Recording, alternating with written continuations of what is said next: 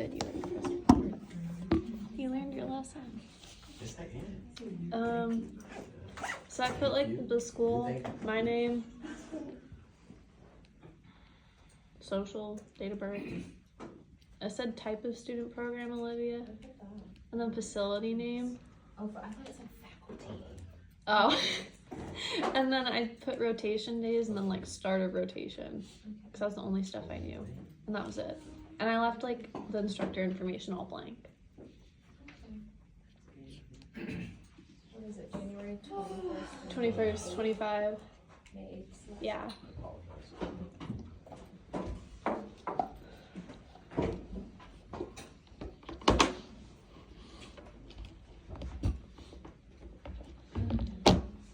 So I'm going to continue on section 5B.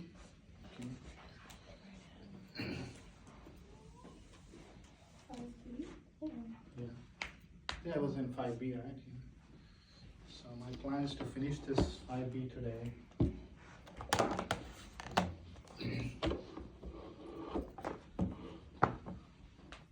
So whatever the energy picked up by the electrode, it's getting differentially amplified. The difference between the inverting and the non-inverting, or the positive and the negative electrode, the difference between the positive and negative electrode is what is getting amplified. The theoretical reason behind that is, it's assumed that what is common between the positive and the negative electrode is the noise. The noise is common between the electrode, whereas the sound evoked activity is different between the electrodes. So that's why the energy picked up by the positive and the negative electrode is subtracted. Okay. That's why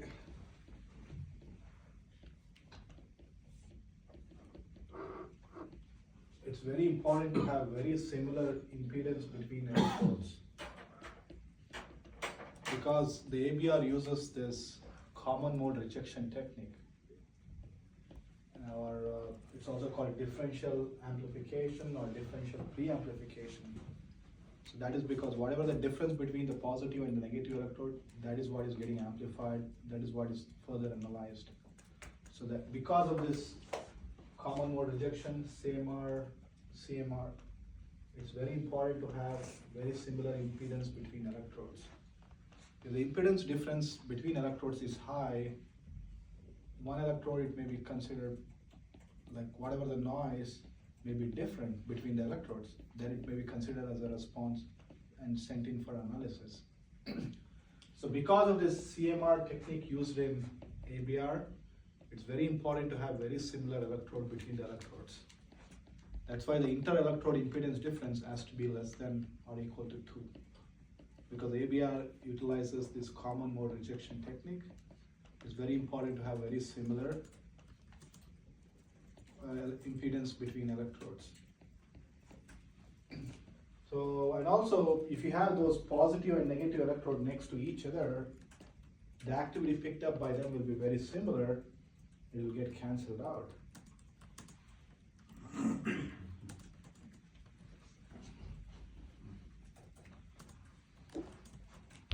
It's the difference between the two electrodes, the difference between the positive and the negative electrode is what is analyzed, okay? So if one it would say that one has greater noise than the other ones, and Yeah, or for example, say one electrode has an impedance of 20 kilo ohm, the other one has like 2 kilo ohm. Whatever, like the noise, it should be common between the electrode, that's the assumption. But because of the impedance difference, there may be differences in the amount of like noise. So because of like the high impedance electrode may pick up more noise, or that may not get cancelled out. And maybe because if it doesn't get cancelled out, then it's tending to further like averaging and all that. Okay.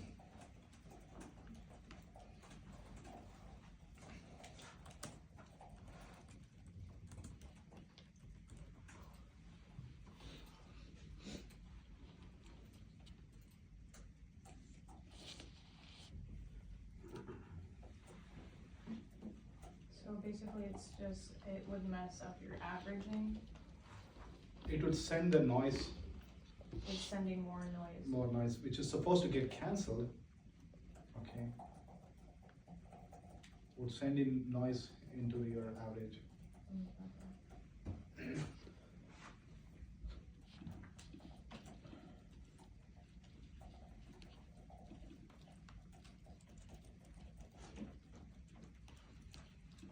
Again, if differential amplification or common mode rejection was effective, that would have taken out all the noise. But that's not the case. It helps, but it doesn't completely get rid of the noise. Okay, so that means there is some noise which is different between the electrodes. Okay.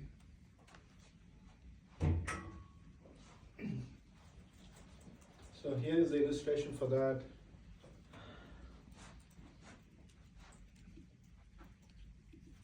This is the energy picked up by the positive electrode. This is the energy picked up by the negative electrode. Negative electrode means whatever the energy picked up, it's multiplied by negative sign. So if it is positive, it will be inverted. Okay. So that will be, the difference is what is getting sent for averaging or further processing. Okay.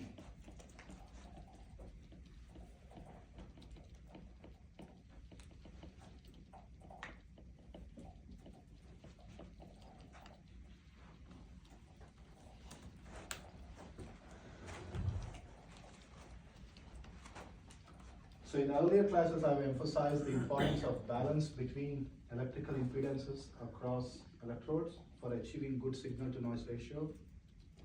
If the impedances are different, then electrodes with higher impedances will be noisier than the ones with lower impedances, resulting in noise being amplified and effectively reducing the signal to noise ratio of the response. This is in the notes, okay?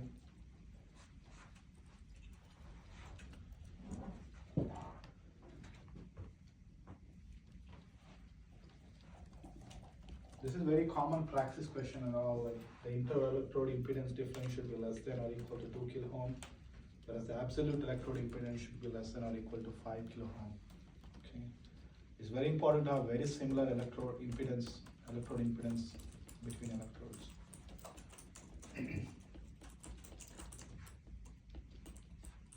That's why when you set it at 3 in the eclipse, it takes care of both. Because the lowest it will get it to is 1.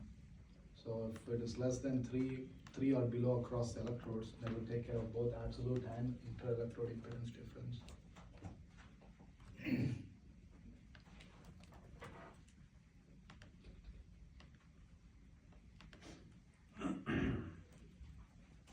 Now you don't have much control on this amplification factor. In many of the system, it's a hard-coded. In the ABR, whatever the signal picked up by the electrode is amplified by 100,000 times. Because for all those artifact rejection, filtering, the signal has to be much larger than like sub-microvolts, microvolt. So that's why whatever the energy picked up by the electrode is amplified by 100,000 times for analysis purposes.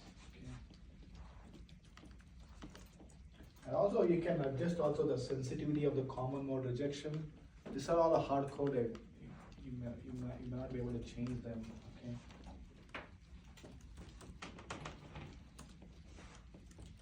So that is the pre-amplification, the common mode rejection. Why is common mode rejection done? To reduce the noise. That's the main purpose. Because the assumption of common mode rejection is that the noise is common between the electrode and you have to get rid of the noise. Okay. How are you doing that? It's the difference between the positive and the negative electrode which is sent for further analysis. Okay. And the next technique to reduce the noise is filtering. Okay. All the recording techniques what I'll be discussing today, the sole purpose of them is to reduce the noise so that the signal to noise ratio is improved.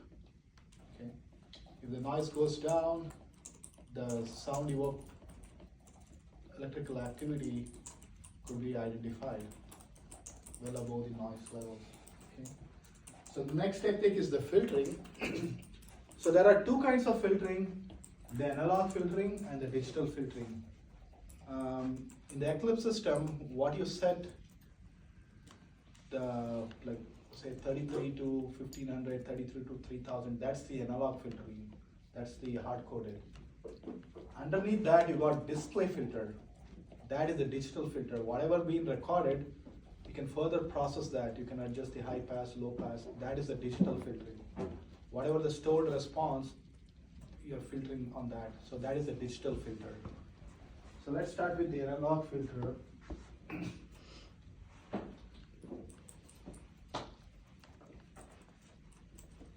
So if you know that the response energy is primarily between a range of frequencies, you can just capture that response and eliminate the remaining, right?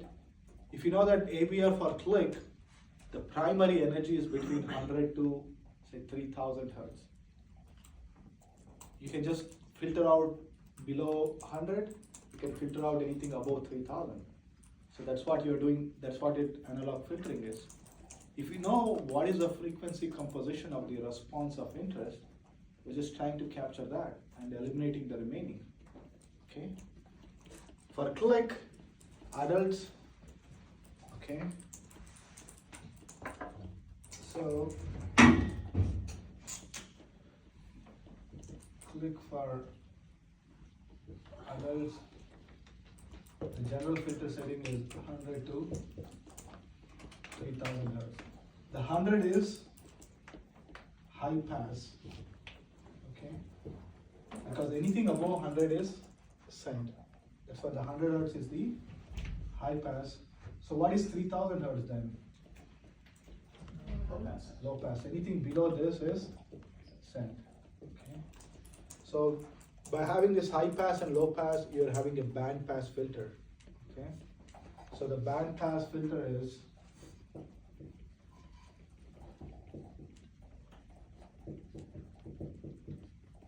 100 to 3000 hertz for clicks for adults. For tone burst, click for children, it's all set between 30 to 3000 hertz. Okay. Among children, and when you use tone burst, there is still some energy below 100 hertz. So that's why you're measuring between 30 to 3000 hertz. By having till 3000 hertz, you may see a lot of high frequency, those ringing high frequency energy. So generally, there may be like manipulation to this low pass. It could be 3000 or 1500 or 2000. Okay. So this low pass numbers is a little variable. All of them are correct. It depends on the response what you're measuring. Okay. Like 3000, 1500 and 2000. Those are all, they're all used in the clinic. Okay. Once I was talking to Professor Winter, she was used to, like, for 500 hertz, she is used to using 30 to 1000 hertz because she looks for just that rounded. She doesn't want to look at those tiny fluctuations. She was just looking at that rounded response. So if she was telling that in some patients, she would just set it to 30 to 1000 hertz. Okay, so there is quite variability in using this low pass. Again, that's to smooth out the response for better visualization. It's like what you look at, what you are familiar with. So 30 to 3000 or 1500 or 30 to 2000 are all, they all can be used.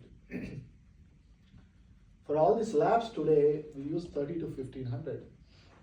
If you have up to 3000, you see a lot of this high frequency, that's fluctuations, okay?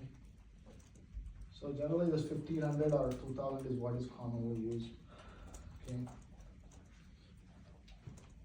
So with that, what does it mean? With that, anything below 30 hertz is eliminated.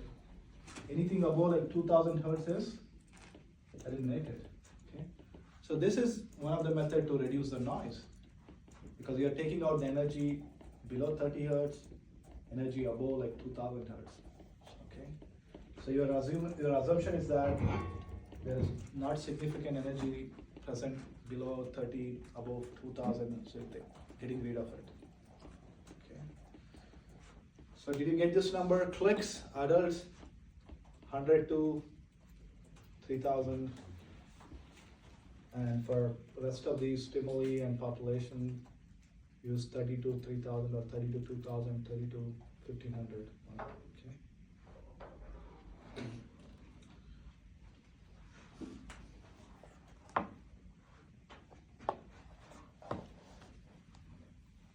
So the display filter is the digital filter, what you see in Eclipse.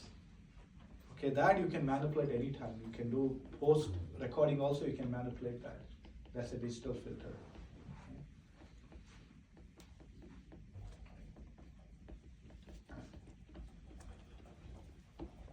I don't know whether you have noticed this, there's also something called a notch filter. The line frequency is 60 hertz here.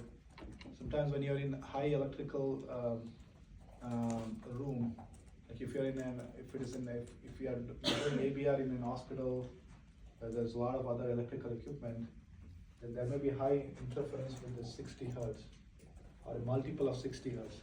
60, 120, 180, 240, 300. If you see a multiple of 60 hertz in your response, that's because of the line frequency. So that's why you got this, to eliminate this 60 hertz, the line frequency, you can also select notch filter. Okay, if you see that your response is all has a lot of electrical artifact, and you can use this notch filter to eliminate that. Again, you need not use it all the time, because even though it says 60 hertz notch filter, it will not be that steep. It takes out some energy around that frequencies. So if only use it only when if needed. If you see electrical interference, then you measure. Then use this notch filter. Just select notch filter on. It will take out that energy around 60 hertz. Okay. I think there was. I don't know whether you are aware. There was like last year or a year before. There was some shooting going on. Like there was some TV series upstairs, and they are like all of cables. The ABR was all like right above this. There was, and they couldn't measure any ABR. It was all high interference. Okay. So that's why if you are doing ABR next to like a radiology and all that, then you need to be really, you need to have special consideration with like a setup and eliminating that interference.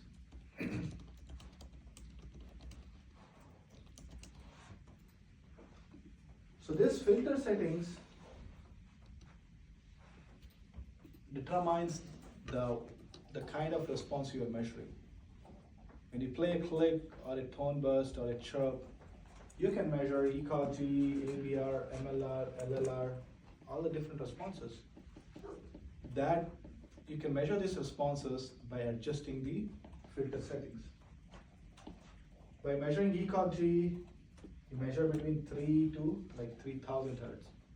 Like one of the component, which is summating potential, is very low frequency, has low frequency energy. So that's why you go to like 3 hertz, okay, 3 to 3000 hertz. Again, ABR is like, this is incorrect, like 100 to 3000 hertz, like if you're using click. Whereas when you're measuring LLR, you're going to like 10 to 15 to, if you want to measure wave 5 also, you go to like 1500 hertz. The LLR, the prominent energy is between like, say like 1 hertz to like 30 hertz. Okay. The same stimuli, to capture different responses, you're adjusting the filter settings. Okay. So that this is to tell that the earlier generators, the response energy are in much higher frequencies than the higher generators. Okay, like LLR is from auditory cortex, that those response generators, the frequency energy is like very low frequency. Okay,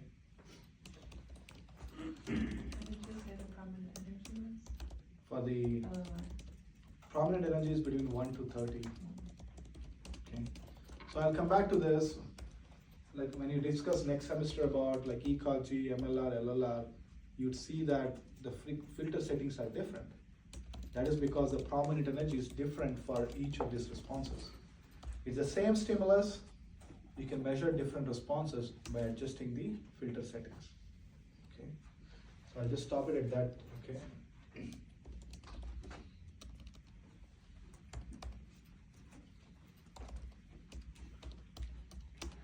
Sometimes on the go you may need to adjust the filter settings.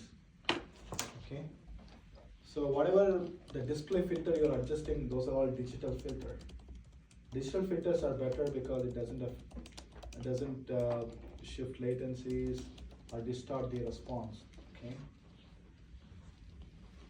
So here you can see it's not very obvious in this recording. So this is for adjusting the high pass. So high pass is going from 1 to 30 to 150 to 300. So what difference do you see here? Let's look at this left channel for high pass.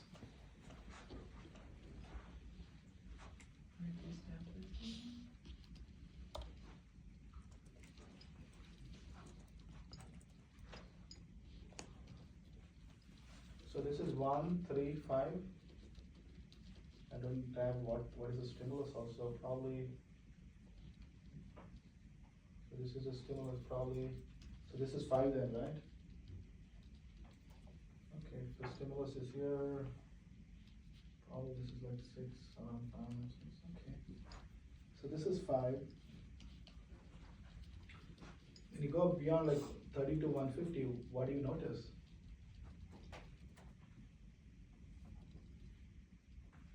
To 150.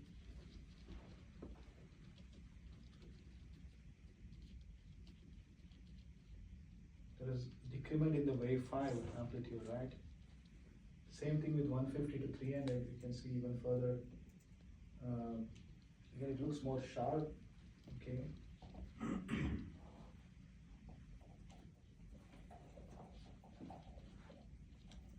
So wave 5 has more low frequency contribute energy, okay?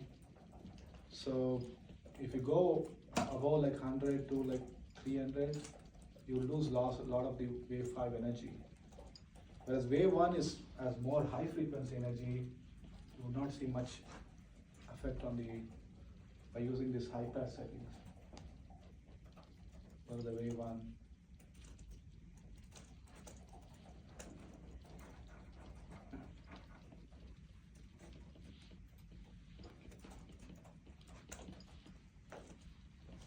Let's look at what's going on with the low pass.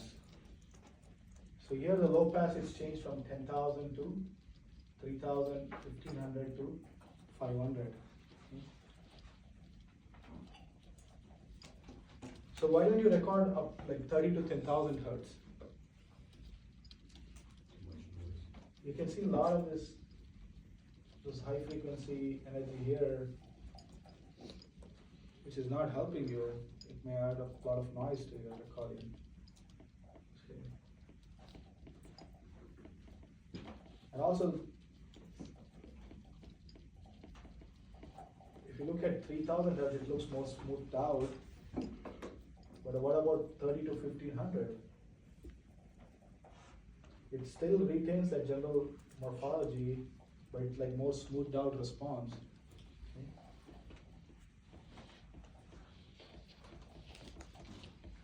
So the low pass generally, what is considered is like either 1,500 or 2,000 or 3,000. But some use for like low frequencies like 500 hertz or 1,000 hertz tone burst.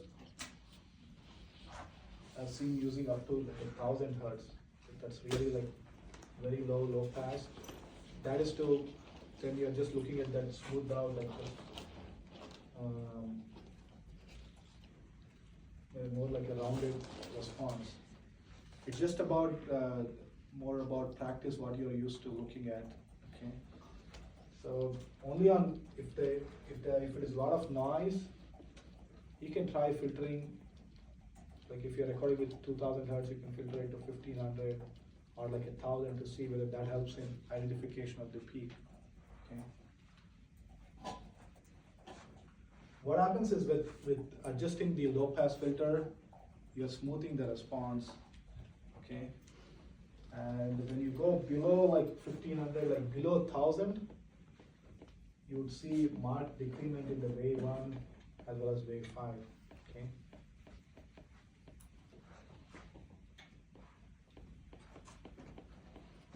So adjusting the high pass filter, you see more prominent wave five? It becomes adjusting the high pass.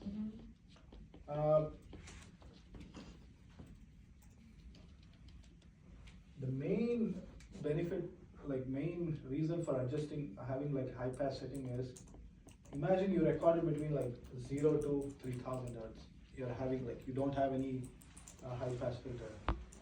Your waveform will be like, let me see.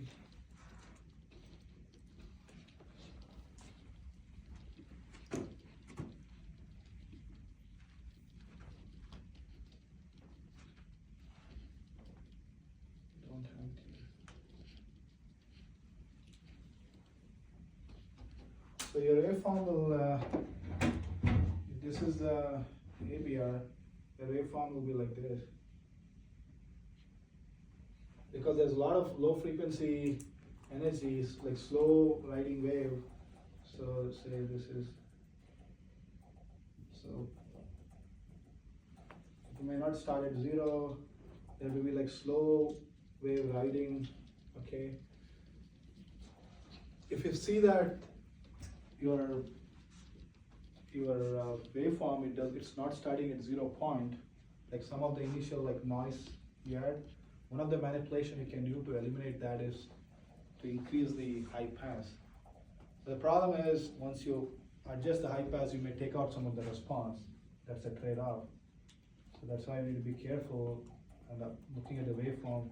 Like by going from 30 to like 50, did it change any wave 5? If it did not change any wave 5, you can keep it to 50. But if the wave 5 decreased, you need wave 5. That's what is important for your recording.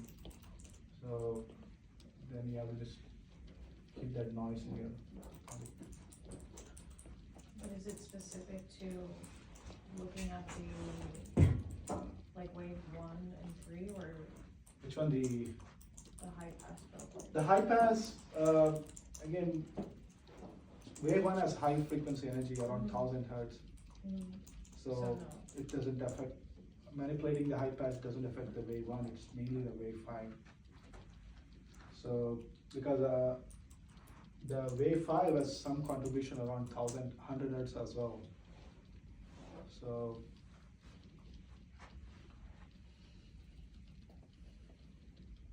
start with the default recording. If it is noisy, then you have to manipulate some of this high pass. You manipulate the high pass if you want to get rid of that low riding, or if there's a baseline shift. The baseline is not starting at, the waveform is not starting at 0, that maybe there's a lot of low frequency energy, okay? You need to be careful, you should not take out any response energy. And the low pass is it's very obvious, because if you see a lot of high frequency up and down fluctuations, that means there's a lot of high frequency energy. You can lower the low pass settings. Okay, you can smooth the response.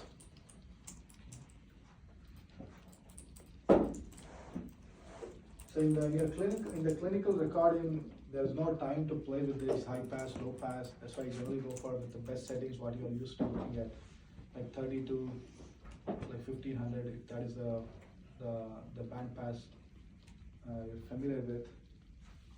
Adjust the high pass if there is if the baseline, if the waveform is not starting at 0, or if there's if there's like initial big slow riding wave, then you can adjust the high pass, like go from 30 to 50, and see whether that affects wave 5. Okay. And the low pass, if you see a lot of those fluctuations in the waveform, to get rid of them, Like if you're using 1500, that's already good enough. You can lower it to like 1000 and see whether that helps you. So that means that we can only really estimate their hearing between those frequencies. So this is the response. Mm-hmm. This is the energy picked up by the electrode that is getting filtered. Okay. So you play a 4000 hertz tone burst. Mm-hmm. The energy picked up by the electrode, even though you're playing 4000 hertz, the ABR energy, you did ABR labs last time, probably had from 30 to 3000 hertz or 30 to 1500. That is the energy picked up by the electrode that is getting filtered. You can play 8000 hertz tone, but the ABR energy is primarily between 30 to 3000. So it's a response energy.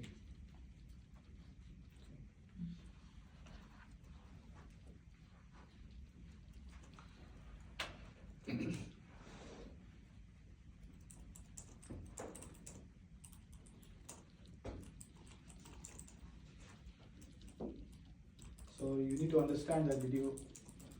Shall I repeat it? The response filtering has nothing to do with the stimulus.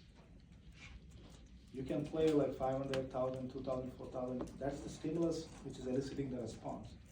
The filtering is to do with whatever the response picked up there by the electrode after pre-amplification, that is getting filtered. Okay, it's the response filtering. Okay. Yeah, if you have used a low frequency, there may be more low frequency energy, but it's generally between 30 to 3000 where the predominant energy is. But 30 to 1500 is good enough. Okay.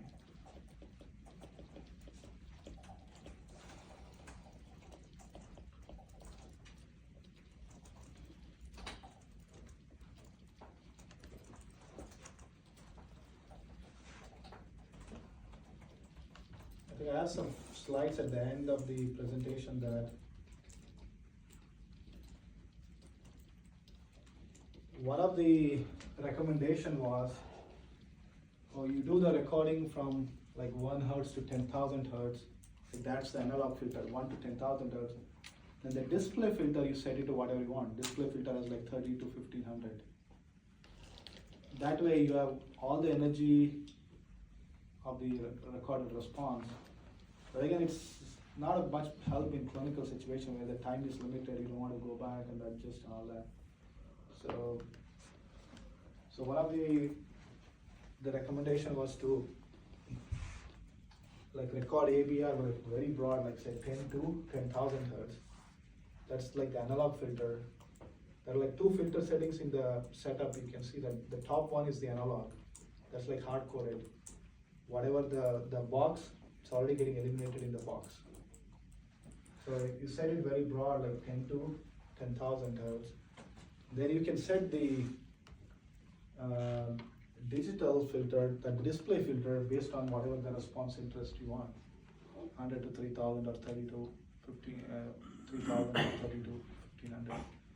Again, in clinical situation, I don't know how much it helps because I don't know how often you go back and look at the waveforms. Okay. It's already there's too many waveforms to a limited time. Okay. So I'll come back to this.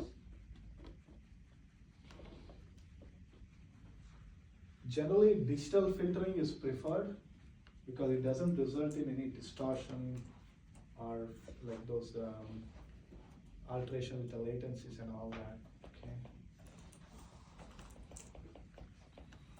When we did our lab today,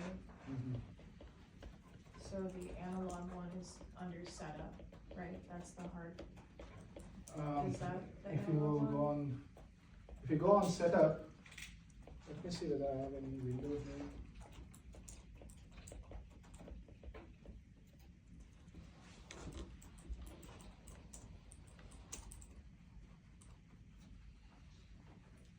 So this is one. This is on the right. Okay, this is the basin weighting on the right.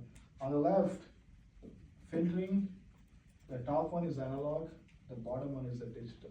The display filter is a digital filter. Okay. That top one is the analog. That box, when after the electrode connecting box, whatever the information which is sent to that Eclipse system, that is getting filtered there. That's hard filtering. Once you set it to 30 to 1500, energy is lost below 30, above 1500. And that is further you are filtering using display filter. Display filter you can adjust whatever you want. Okay. So one of the recommendation was to use like the analog filter to like very broad, like 10 to 10,000 hertz, so that you have all the energy in the recording. Then use display filter according to your needs. Like if you want to record between 30 to 1500, then you can just have that display filter at 30 to 1500. You can do that, it will be helpful because if you want to go back and adjust the filter settings to see, that may be helpful, but very rarely you have time to look at it. Once you are done, you're done. Okay. I can show it in the lab, okay, next week's lab. We can we'll also try to manipulate this filter settings, the high pass, low pass, to check how the response changes by adjusting this.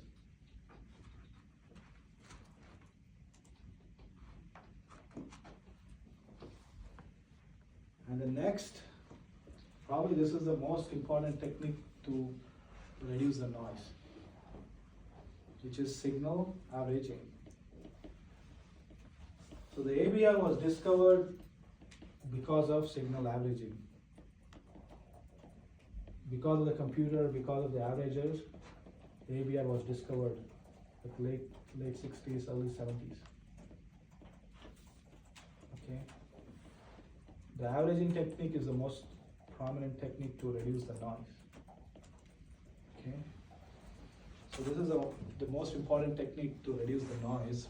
Okay, that we've been discussing so many so far, like differential amplification, and we discussed about filtering.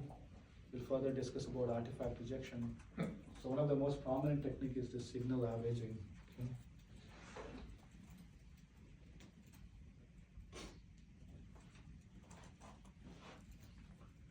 So if you look in the Eclipse system, inside this box, you've got an analog filter. Whatever the signal which is filtered, that is converted from analog to digital. So there's a to D converter. That digital form is what is stored, averaged, and when it is displayed, it is converted back from digital to analog. There's a D to A converter, which is what is displayed on the screen. Okay. So what is signal averaging theory? So signal averaging theory is pretty straightforward. What it tells is that the recorded signal, a recorded response has both signal and noise. Do you agree with that?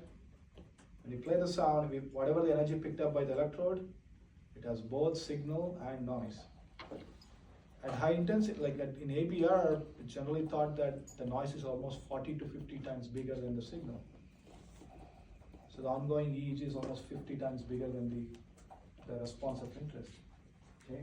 At a lower intensity threshold level, it may be much higher. Like the noise may be 100 times bigger than the signal. Okay.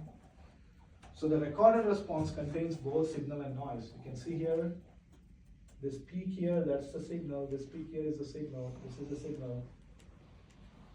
But this is what you see after a lot of averaging.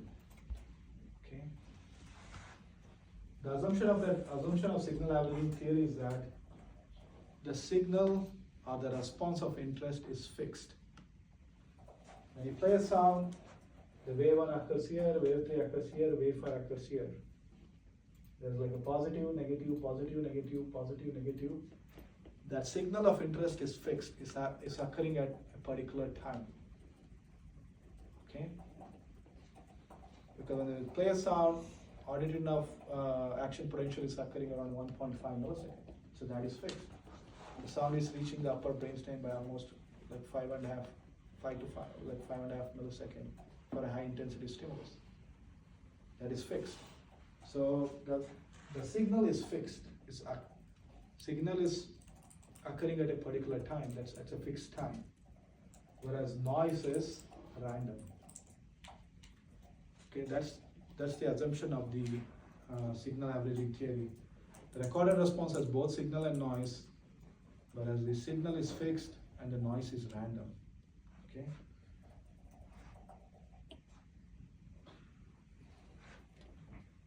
If the noise is random,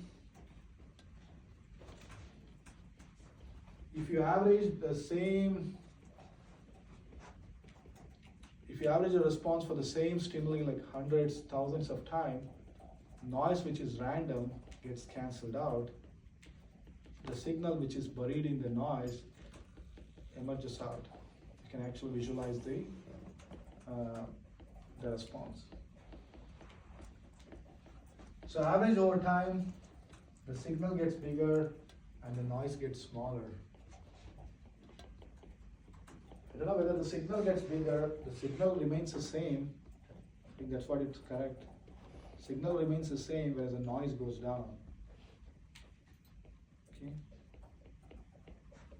What do you think? See, I did not make these slides. These were from interacoustics. What do you think? With more averaging, the signal gets bigger? I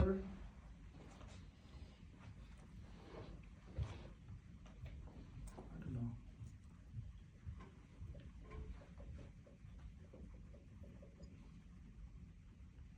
That makes sense. Wouldn't it stay the same though? It may stay the same. Probably, most importantly, the noise is getting smaller. Noise is getting cancelled out. Okay.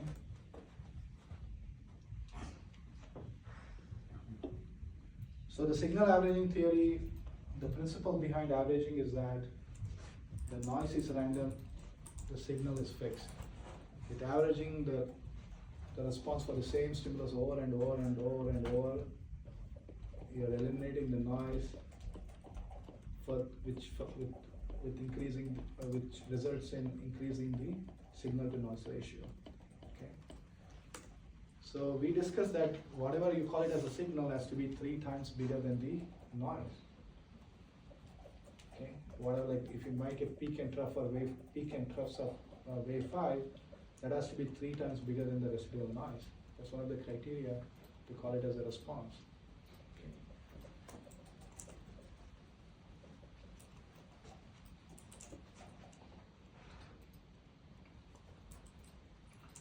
If you look here, the relationship with number of samples or number of average versus signal to noise ratio, you can see it's directly proportional. With more samples or more averages, the signal to noise ratio increases. You can average like 20,000 sweeps. You would have really good morphology, clear responses. What is the problem with averaging 20,000 sweeps? It's a long time, you don't have time, you have to do a lot of recordings. So that's why you should find a fine line between like where you can see a response and you are confident that the response is present. Okay. You can average forever. For research and all, they record 10,000 sweeps for ABR. If it's just 1 or 2 recording, they can do it. 10 minutes, 15 minutes. But in clinical situation, you're recording a lot of intensity, a lot of different stimulus, you don't have time. Okay. So there is a direct relationship between the signal to noise ratio and the number of samples. Higher the number of samples, better the signal to noise ratio. So ideally, with increasing the number of sample, there should be like a linear increase in the signal to noise ratio, but that is not correct because signal isn't always fixed and the noise isn't always random. Okay, there may be noise which may be repetitive, like electrical artifact. Like a stimulus artifact you might have not seen because with inserts, it's all happening in the negative time window. You have not seen the stimulus artifact. And also some of you have seen those post-auricular muscle response. That's an artifact. that's not related to like sound evoked electrical activity, but you still see it in your response. Why? Because it's happening at repetitively for each stimulus. So the noise isn't always random. So there are some noise which are time blocked, which are repetitive. Okay? And also signal isn't always fixed. There is something called signal is not always fixed due to neurological phenomenon called time jitter. The neuronal firing, there is some time jitter, time fluctuation in how they fire. Like auditory nerve one time may fire at like 1.5, another time 1.4, 1.3, 1.6. There's little time difference in the firing.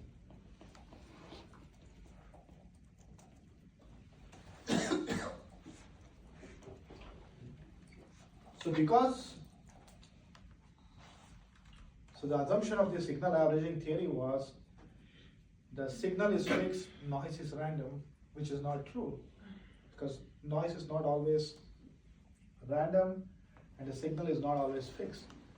Because of this, the relationship between the signal to noise ratio and the number of samples is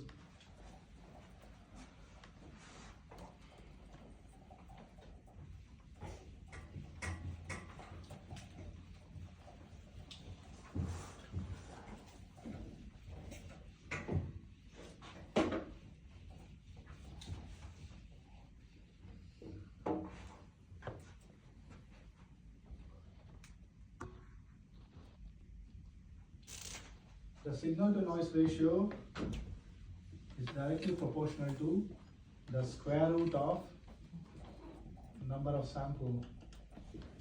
What shall I use, number of sample or number of average? Sample. Number of samples, okay. So it's not directly proportional. Signal to noise ratio is not directly, it's not directly proportional to number of samples. It's actually the square root of number of samples.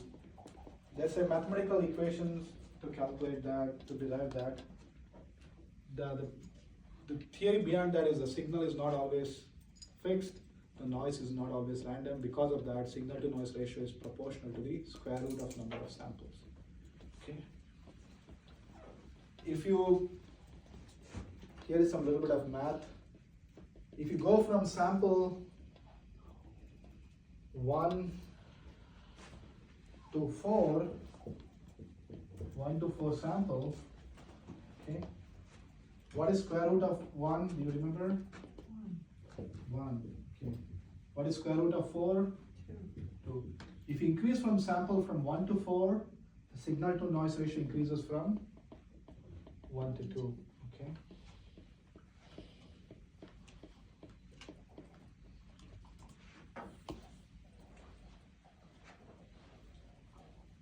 So what is the square root of 2000 is 45. Okay. Generally at high intensity, 1500 or 2000 sweeps is what is recommended, because generally the noise is like about 30 to 40 times bigger at high intensity. So that's why this 1500 to 2000 sweep is enough. That isn't just an arbitrary number. It all depends on how much is the noise. It all depends based on the EEG of that patient, of that subject. Okay. So when you double the sample, number of sample, the signal to noise ratio only increases by 1.41 times. Okay, because it's a square root. Square root of 2 is 1.41. If you look at 2000 samples, what is the signal to noise ratio with 2000 samples? Improvement in signal to noise ratio? 45. If you do 4,000 average, double the average from 2000 to 4,000, how much it is? 63. So that's why there is larger improvement in signal to noise ratio in like first 2000 to 4000 sweeps. Further increase like from 4000 to 8000. What is square root of 8000? If you do a math in Google, it will give you 89. just, 89. 89. Yeah. So with 4,000 to 8,063 to 89, how much it is? It's like 26. The signal to noise ratio improvement is very little. So that's why if you don't see a response by like 2 to 4,000 sweeps, it's better to restart a new recording. Because you won't see much signal to noise ratio improvement after that. You have to spend a lot of time to see any improvement. If you already see a response, continue averaging to reduce. And again, it depends on how large the response you're seeing. If it's really like tiny, if it's equivalent to noise, if you don't consider that as a response, then better restart with. Because there is large improvement in signal to noise ratio in the beginning, like first 1,000 to 2,000 sweeps. Okay, if there's already a lot of noise in the recording, with increase averaging more and more, 4,000 to 8,000, 8,000 to 10,000, that will not improve much. So I would say by 2 to 4,000 hertz, you don't see a promise, you don't see a prospect, start over again. Okay.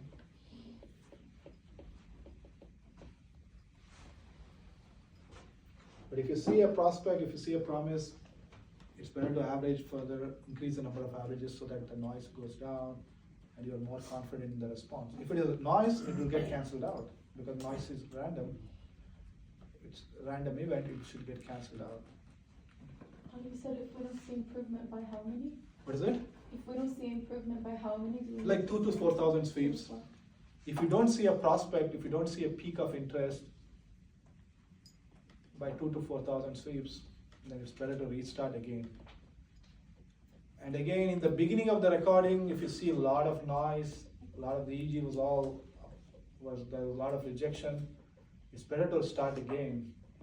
Because you had a lot of noise, a lot of garbage in the recording, you need to average a lot to improve that. So that's why it's better to restart. In Eclipse system, I don't know whether they don't have an option. In biologic and all, they had an option. While recording, if you think that it's too much noise, just one click, it'll restart. Erase the old one, start a restart. Probably they should add that option in the Eclipse. In the beginning sweeps, like say 5,000, if there's a lot of movement, a lot of noise, then just one click restart, it will erase the old recording, start the new one. So far, to summarize, increasing the number of sample increases the signal to noise ratio. So signal to noise ratio is directly proportional to the square root of number of samples. With doubling the samples, the signal to noise ratio improves by 1.41. So there is bigger improvement in the signal to noise ratio by like up to 2,000 sweeps, 2,000 to 4,000.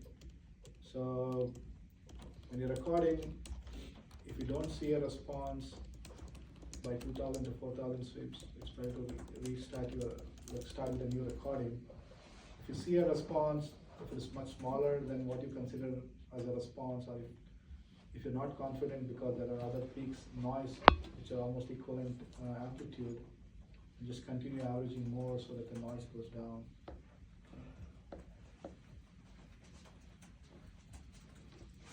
How are you feeling, Miss Natalie? No? Okay. So starting next, like, start looking at the averaging. Have you noticed this? Like, your Eclipse system updates the waveform every 100 sweeps. What have you noticed? From 100 to 200, 300, 400, 500, 600, 700. What changes have you noticed?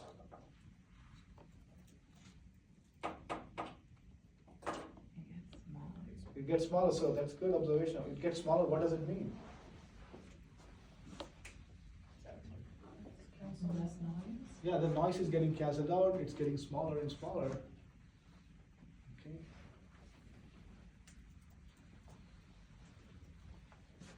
And also with more averaging, the response emerges. At high intensity, you can start seeing like click and all, at like 70, 80 dB by 500,000 sweep, you start to see the response of interest. By then, you start emerging by then. Okay. You can see here, this is not a correct representation. 100 sweeps, do you think it's going to be like this? I think it should be normalized amplitude. Right?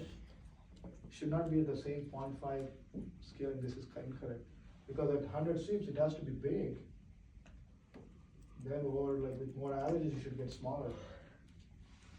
Okay. See, that's a mistake from the textbook.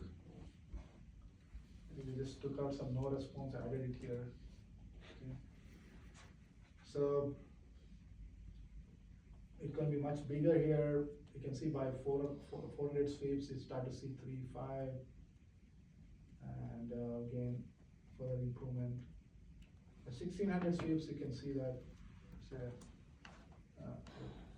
1, 2, 3, 5. Okay. Here it all depends on that particular individual's noise levels, EEG levels. So no two recordings will look alike, and it all depends on the EEG level, the signal and the noise. Okay. If you look at this, the waveform amplitude is generally like at high intensity is like 0.5 microvolt. Okay. You can see with increasing the number of sweeps, the noise level is going down. Almost like 1500 to 2000 sweeps, you would have like 2 to 3 signal to noise ratio. That's why if you look at the textbook, they say, oh, number of sweeps for ABR, okay, 1500 to 2000 sweeps. That is assuming that the ABR amplitude is 0.5, and that is resulting in like at least like a 3 signal to noise ratio for wave 5. Okay. That is quite variable. It's not a fixed number. It all depends on that particular person's noise level. Somebody like if they are asleep, you can see clear wave 5 by like 500 sweeps. Some if there is noisy, even like 4000 hertz, you may be struggling to see. Okay, it all based on the relationship between the signal and the noise. Okay. So that comes to the next point. How many averages do you want to do for your AVR recording? What do you have? 2,000 to 4,000. So that's not correct.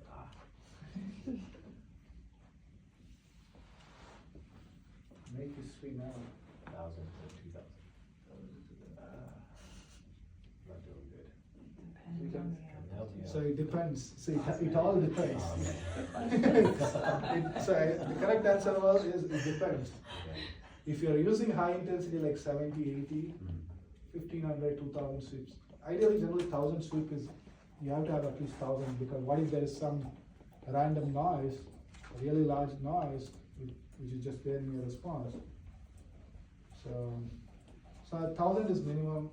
If it's a high intensity, 1500, 2000. If it's close to the threshold, you may need to average 6000, 8000. So the answer is how many averages for ABR?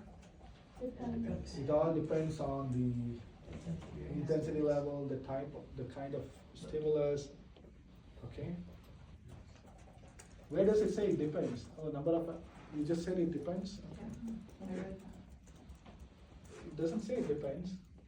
Averages depend on. Depends on, but yeah. Wow. So the number of averages depend on 2 main factors. What are the 2 factors? Amplitude. The amplitude of the response and the background noise. Again, it's the amplitude is the response. Okay. If the response is bigger, like a high intensity, the response is bigger, you need lower number of averages. At lower intensity, close to the threshold, the amplitude is so much smaller, you need a lot of average. But the noise is the same. High intensity or low intensity, the noise is going to be the same unless they have woke up or started moving. Okay. Your noise is going to be the same, but by lowering the intensity, the signal goes down, signal amplitude. That's why you need to have a lot more averages at lower intensity levels. Okay. So the number of averages depend on the inherent amplitude of the response as well as the residual noise. Okay. I think I was reading some of your answers. I think one of you mentioned noise is anything other than the response. Anything other than the ABR 1, 2, 3, 4, 5 peak, that is noise. Anything other than the response of interest is noise. If the background noise is higher, then you may need to average more. Like a same person, there may be a lot of situations where like, oh, I got my first ABR, my thresholds were parent may tell, oh, my child's hearing got improved between ABR recording. That's not true. Probably the first recording may be a lot of noise and the threshold may be elevated. But in the second recording, the noise levels are low, able to record at lower intensity, more accurately determine the thresholds. Okay. So at higher intensity, 1000 to 2000 sweeps are adequate. At lower intensity, more sweeps may be necessary to achieve an adequate signal to noise ratio. So you should not use a fixed number of averages. Oh, I want to average 2000 sweeps for all my recording, or 4000 sweeps for all my recording. That's wasting a lot of time. Like at high intensity, 70 dB, start with it. If you see clear response by 2000 sweeps, 1500 sweeps, there's no use of averaging further. It's just waste of time. When you are confident that there's a response is present, it's repeating, you have to immediately go to the next recording. Okay, there's no point of averaging then, because it's not helping, it's just wasting time. Okay? You can use the same time to average more at the lower intensity where the response amplitude is much smaller. Okay? You can use objective estimates of signal to noise ratio, like FMP ratio, correlation and all that. Again, it fails actually. Lower intensity, like use of FMP may not be very accurate. I think you might have seen that with tone burst, you could hardly ever reach below like 60, 50 decibels. You never reach that 3 signal to noise ratio. Okay, I think one of you can do a project on that, comparing the 3 signal to noise ratio, comparing the visual identification of the response and FMP. What is the relationship between them? Okay.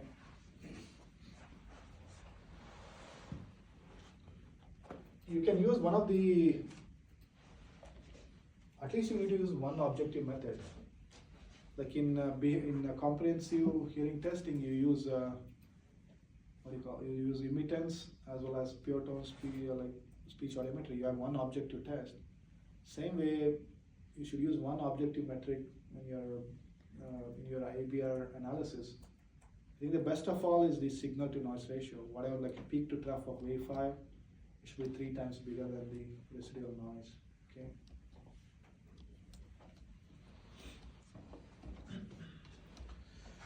Please don't ever use fixed number of averages. Don't fix on, oh, I want to record 4000, I want to record 2000. Just waste of time. Okay. Watch your averaging waveform all the time. Okay. So just start like looking at the waveform, look for whether the response is repeating and how confident you are with the response. If you're confident, then stop. Okay. What time is it? 4 o'clock? So who wants to answer this? I think D. The total number of averages required for ABR recording depends on the amplitude of the response and residual noise levels. Okay, we'll take a little break. Almost 5 minutes break.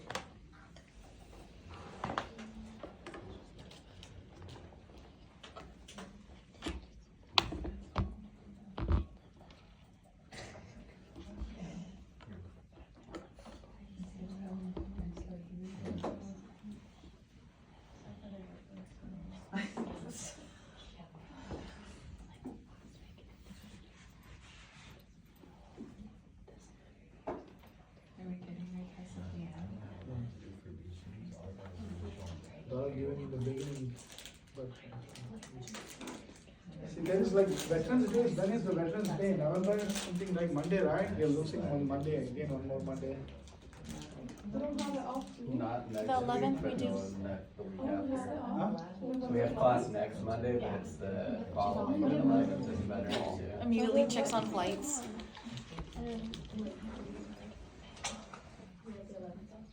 I'm pretty sure. No. Yeah, we do. But we should. We do have a little okay. It's on the academic calendar. If we're all united, remember. Yeah, for sure. And I washed my hair. We can't all do it.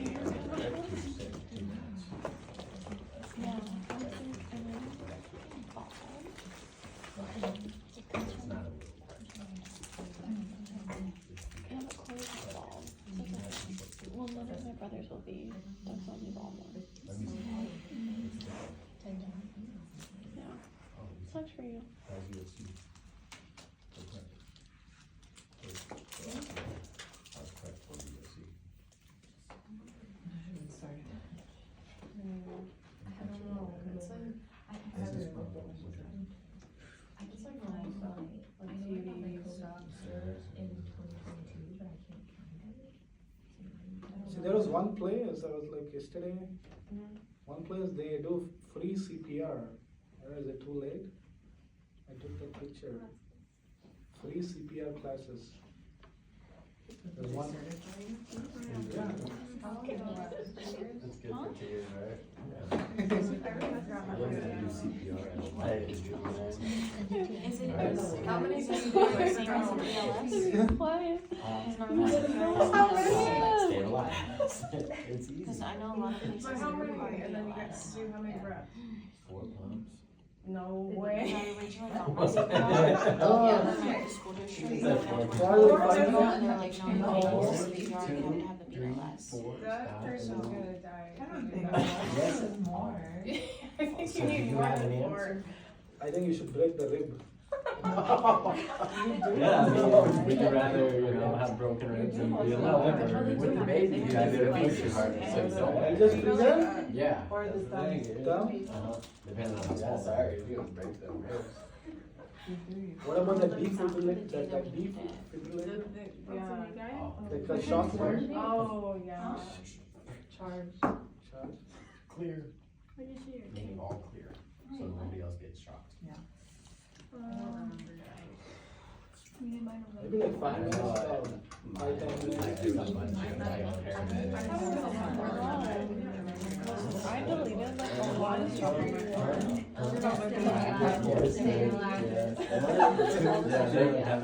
the easiest thing to remember about the whole It's thing. definitely not 4. Alright, I'm gonna go and Okay. find where I am. Repeat the cycle of 30 compressions and 2 Thirty compressions at You said once? 4. No. of compression rate of 100 to 120. Yeah. But how many reps? Oh, Two. then you So can't, 30 is not divisible by by 4. He's giving, giving very rapid Honestly, CPR. we could just do it through. He's giving up very Because I quickly. took the medication conversation. I know that some No idea hospitals that. are picky and they don't accept Freaking out, dude. training unless it's That's from a like good that or like the other one. So I'd rather like, cause I wanna make sure like what Oh, I'm doing did is you gonna want last for to 2 or 4 years, you know? Yeah, there's really. Are you certified? Yes, but. Public. You know where the school is across the like, huh? The one